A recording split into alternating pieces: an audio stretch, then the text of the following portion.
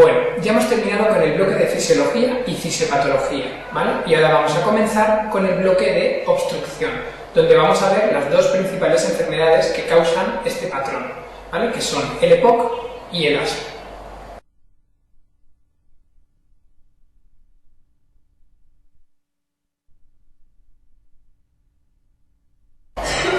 El EPOC, enfermedad pulmonar obstructiva crónica, es una limitación crónica al flujo aéreo, ¿vale? Que generalmente es progresiva y es irreversible.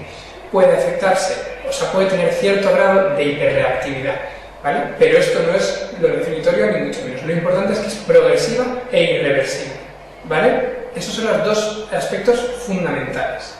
La clasificación, bueno, pues tenemos por un lado la bronquitis crónica, que se basa en criterios clínicos, ¿vale? Tos durante más de 3 meses, durante 2 años consecutivos, ¿vale? Tos con expectoración. Y por otro lado el enfisema, que son criterios principalmente anatomopatológicos, ¿vale? Entonces, con respecto a los factores de riesgo del EPOC, tenemos el tabaco como principal factor de riesgo, ¿vale? Para tener EPOC hay que fumar. Y además hay que fumar mucho, un índice paquete año mayor de 20, ¿vale? Luego hay muchos otros aspectos que influyen, ¿vale? La edad, pues en personas mayores, el sexo, principalmente en varones, la raza, en una raza blanca, nivel socioeconómico, principalmente bajo, ¿vale? Y luego también hay otros aspectos como infecciones, hiperreactividad bronquial, ciertas exposiciones laborales que favorecen la aparición de EPOC en un paciente, ¿vale? Uno de ellos es el déficit de alfa-1 antitrypsina, ¿vale? Que es una enfermedad un poco rara, ¿vale? Que es autosómica recesiva en el cromosoma 14, ¿vale? Y lo único que quiero que sepáis de ella es que produce hepatopatía y enfisema, ¿vale? Principalmente hepatopatía, que puede ser una hepatitis o una cirrosis, ¿vale? Y enfisema, ¿bien? ¿Por qué? Porque se afecta a la alfa-1 antitrypsina, que es una enzima que inhibe las elastasas de los neutrófilos, ¿vale? Por lo tanto, si no existe esta proteína, las elastasas ejercen su función en todo el lecho vascular pulmonar y hepático, ¿vale? Entonces, por un lado, destruye los hepatocitos y acaba produciendo cirrosis, y por otro lado, destruye los alveolos y acaba produciendo enfisema.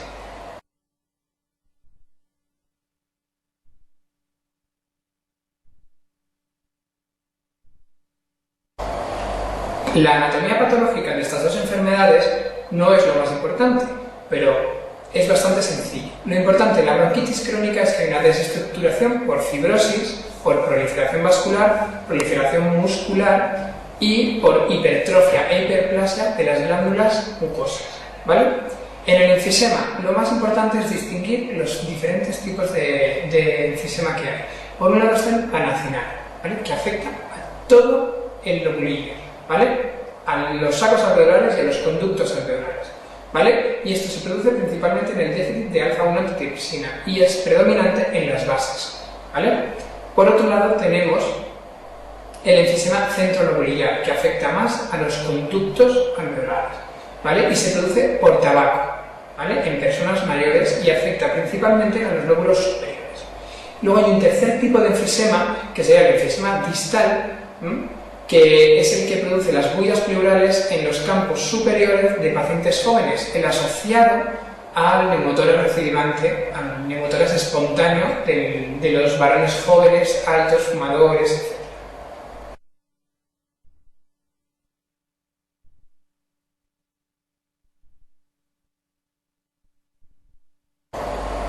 La clínica del EPOC es bastante sencilla y bastante importante, ¿vale?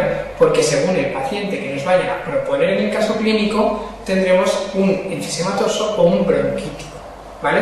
Esto es lo que se conoce clásicamente como el pink puffer, que sería el enfisematoso, ¿vale? Y el blue bottle, ¿vale? Que sería el bronquítico, ¿vale? Entonces, el enfisematoso es un paciente bastante mayor donde predomina la disnea, ¿vale? Y por lo tanto son pacientes muy delgados, ¿vale? Porque tienen mucho esfuerzo inspiratorio, ¿vale? Lo que más va a estar afectado en el enfisema va a ser, por un lado, la capacidad de difusión del monóxido de carbono, la VLCO, ¿vale? Y por otro lado, la retracción elástica de los pulmones, que está disminuida por destrucción del parénquima, ¿vale? Y por otro lado tenemos en la bronquitis crónica, que suelen ser pacientes generalmente algo más jóvenes que en el enfisematoso, ¿vale?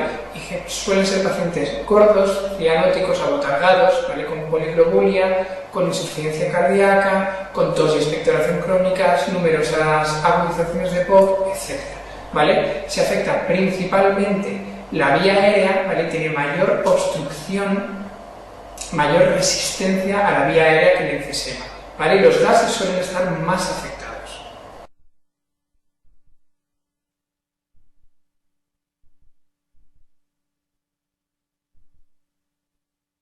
Con respecto a esto, podemos hacer la pregunta 23 del test de segunda vuelta. Uno de los siguientes datos es más frecuente en los pacientes con predominio de enfisema con relación a los de predominio de bronquitis crónica. 1. Ronchus a la auscultación pulmonar. Eso significa moco, ¿vale? Y el moco predomina en la bronquitis crónica. Segundo, hematocrito en nivel normal. Hemos dicho antes que la bronquitis crónica va acompañada frecuentemente de poliglobulia. Por lo tanto, el hematocrito estaría alto en la bronquitis y normal en el enfisema, ¿vale? Por lo tanto, esta es la respuesta verdadera. En tercer lugar, frecuentes descompensaciones infecciosas. Pues el moco se infecta y por lo tanto predomina en la bronquitis crónica, ¿vale? Cuarto, hipercapnia. Como habíamos dicho, las alteraciones de los gases son más predominantes en la bronquitis crónica, ¿vale? Y 5, edemas en extremidades inferiores.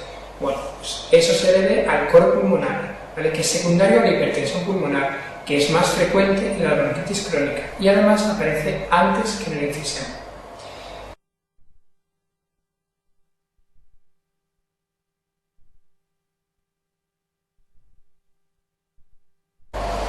Pregunta 24. Uno de estos parámetros suele ser normal en los pacientes EPOC, en los que predomina la bronquitis crónica. 1. Resistencia de la vía aérea.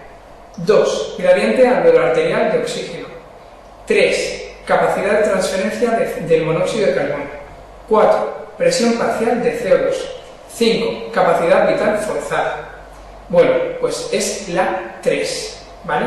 La capacidad de transferencia del CO generalmente es normal en la bronquitis crónica. Donde está afectado característicamente es en el enfisema, ¿vale? Vemos que la 5 es cierta, ¿vale?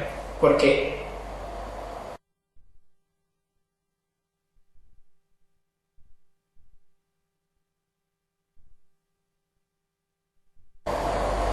pregunta 29. Con relación al coro pulmonar, todo es cierto, excepto 1. En su fisiopatología interviene la pérdida vascular por destrucción de los septos en el caso del enfisema. 2. Otro de los mecanismos fisiopatológicos es la vasoconstricción.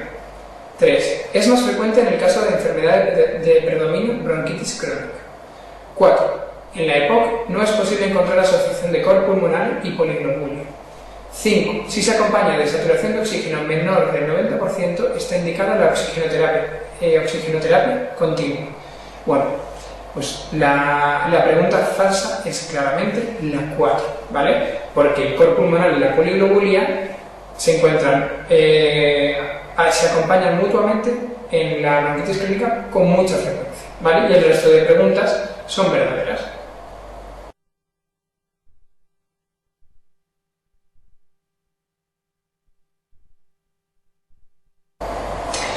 El tratamiento del EPOC se basa en una serie de puntos escalonados, ¿vale? Que según la clasificación del paciente en un nivel de gravedad u otro, ¿vale?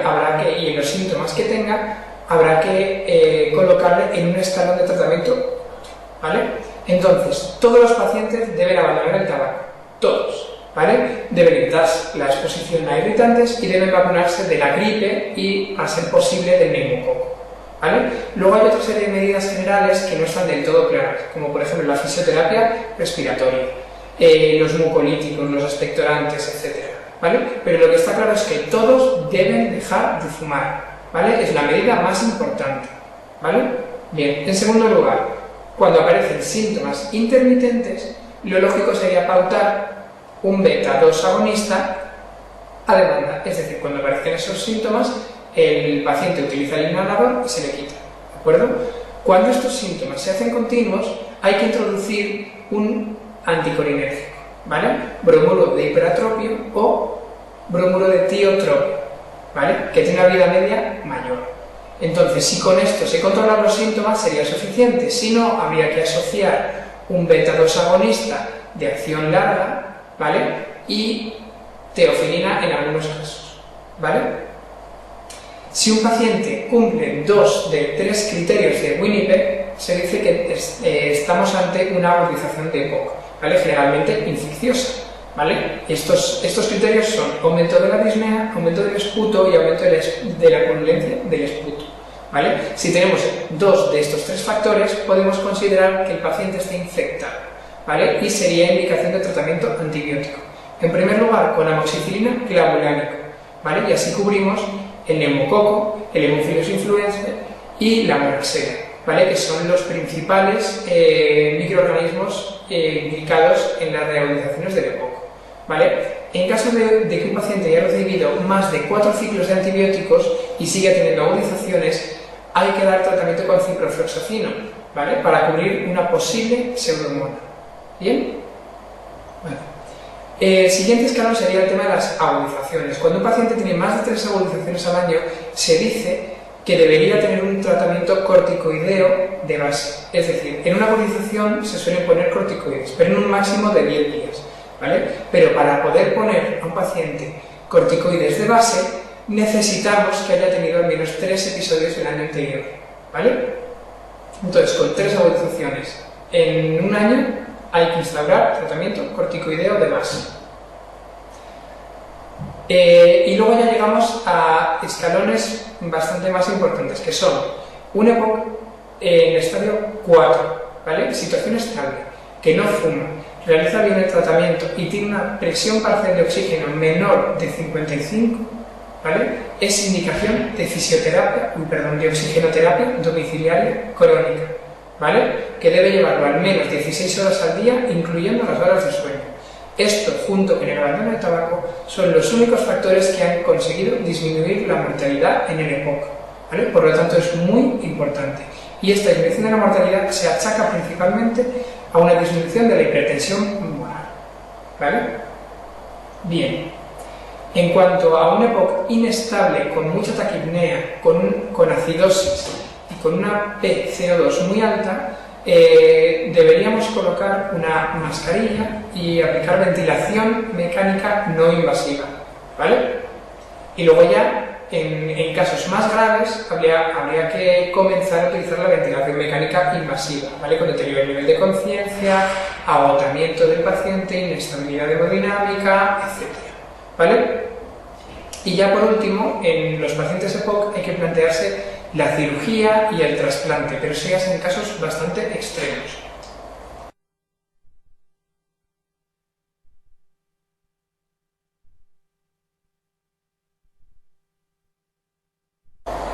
Pregunta número 27. En relación a la oxigenoterapia crónica domiciliaria en la EPOC, todo es correcto, excepto 1. Está generalmente establecido un mínimo de 16 horas diarias para que cumpla sus funciones. 2. Cuando la presión parcial de oxígeno es menor de 60 en situación basal y existe polilogúria, está indicada. 3. No aumenta la esperanza de vida. 4. Es conveniente una evaluación de la indicación entre el primer y el tercer mes de la instauración. Y 5. Mejora la hipertensión pulmonar. Bueno, la respuesta falsa es la 3, porque sí que aumenta la esperanza de vida, ¿vale? Como hemos dicho antes. Y esto se debe principalmente a que mejora la hipertensión pulmonar. La pregunta 2 es bastante curiosa, ¿vale? Es bastante interesante. ¿Por qué? Porque hemos dicho antes que la indicación sería una presión parcial de oxígeno menor de 55. Pero hay algunos casos donde este nivel, el umbral, se pone en 60, ¿vale? Y es cuando existe hipertensión pulmonar, polilogúria, patología concomitante importante, insuficiencia cardíaca, etc., ¿vale? Y también cuando se produce hipoxemia menor de 55 durante el sueño, aunque durante el día sea mayor de 60.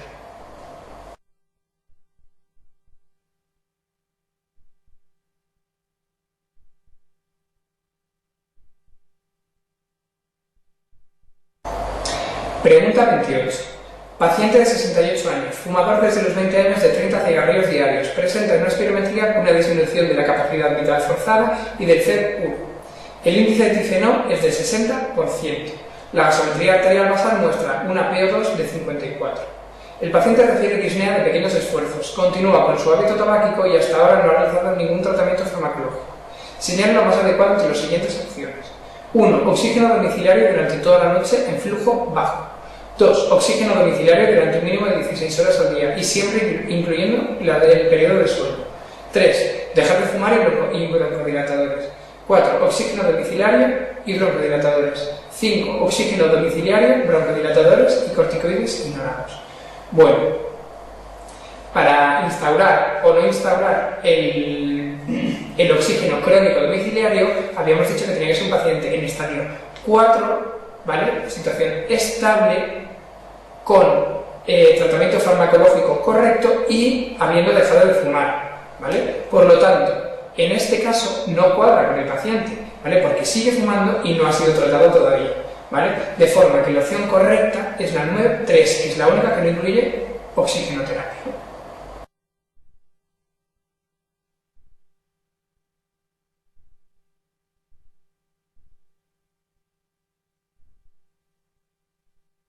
Vamos a hacer la pregunta número 31.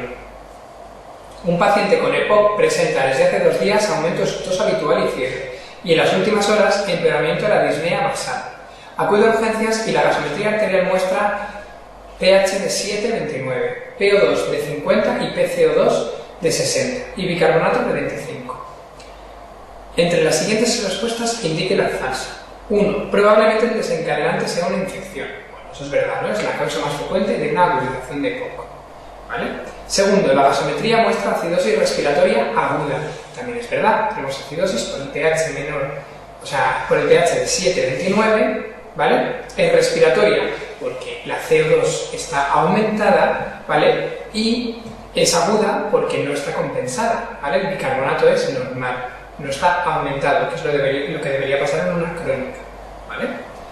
Tercero, ¿es conveniente administrar antibióticos? Pues sí, ¿vale?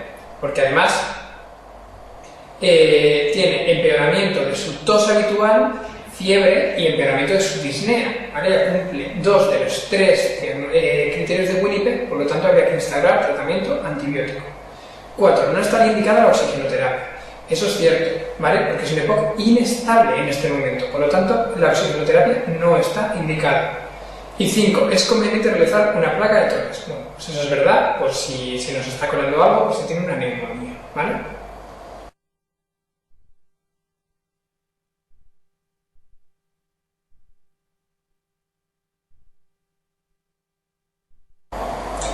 Pregunta número 32. Paciente de 62 años, fumador desde los 17 años de 70 paquetes año, con diagnóstico de EPOC desde hace 4 años. El índice de tifenol es del 58%. En la revisión refiere disnea de moderados esfuerzos, que no limita su actividad cotidiana. Su flujo expiratorio pico, su peak flow, en consulta es de 43%. La gasometría arterial basal muestra una PO2 de 64 milímetros de mercurio. En tratamiento con anticolinérgico pautado y beta-agonista a demanda. El paciente le muestra 2 informes de urgencias por reagudizaciones que no llegan a precisar ingreso y un informe de ingreso por reagudización moderada. Señale lo más adecuado de entre las siguientes opciones.